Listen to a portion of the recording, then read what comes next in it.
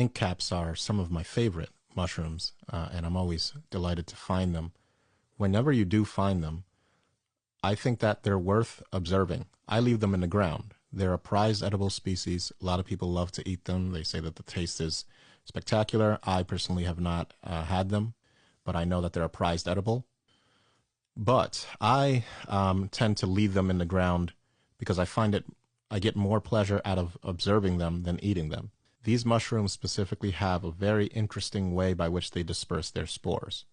They deliquesce, meaning after they reach maturity and when they're ready to disperse their spores, they kind of come out of the ground in immaturity as these kind of cylindrical, cone-shaped fruiting bodies, and then they begin to open up and slowly but surely take on a more traditional toadstool shape, but I would say more of a parasol shape. Once that parasol shape begins to happen in the mature mushroom, in the mature fruiting body, they begin to deliquesce, meaning they begin to essentially melt into this black goo. And if you take that black goo, and I'll show you this in a second, and put it under a microscope, you'll see that it's absolutely inundated with spores. And as you can see here, we're looking at a microscope slide of I believe this is in 40x magnification. And yeah, it is just completely covered with spores.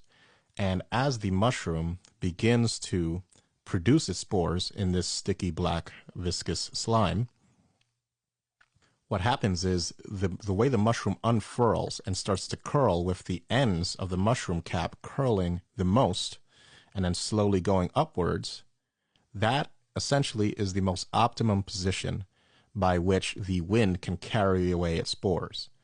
And, it's just a really efficient method by which these mushrooms can use the energy of the wind to reproduce. Just a very interesting species of mushroom.